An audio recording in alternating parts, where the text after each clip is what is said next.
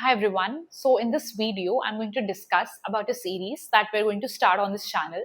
It will be known by the name of Previous Year Mains Questions in 3 Minutes.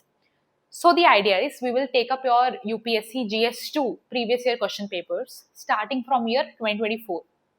As you know, every GS paper has 20 questions. So we will go question by question starting from question number 1. Her question की दो चीजें देखेंगे 3 minutes के अंदर. Number 1, the demand of the question, कि question में पूछा क्या है. Number 2, the structure of your answer, कि जो पूछा है उसके अकॉर्डिंग कंटेंट को कैसे स्ट्रक्चर करना है, कैसे प्रेजेंट करना है.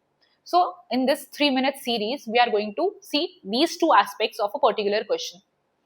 सो यूजुअली स्टूडेंट्स आंसर राइटिंग में क्या प्रॉब्लम फेस करते हैं.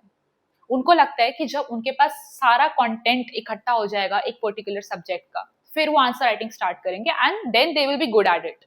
But they miss out on two important things, demand and structure. So these two important areas will be the core focus in this particular series.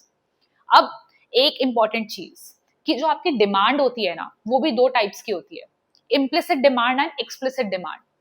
Implicit demand तो वो होती है जो question की लैंग्वेज कुछ इस तरीके से फ्रेम्ड है कि एग्जामिनर आपसे एक्सपेक्ट कर रहा है कि आप उसको भी एड्रेस करें, जबकि वो क्वेश्चन में सीधा सीधा दे नहीं रखी.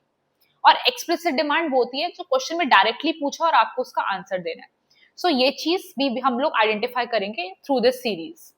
फिर जो आपका स्ट्रक्चर ऑफ द आंसर है वो भी डिमांड पे डिपेंडेंट है. कैसे? अगर तो इम्प्लिसिट डिमांड है तो आप उसको एक फ्लो चार्ट या एक डायग्राम से एड्रेस कर सकते हैं.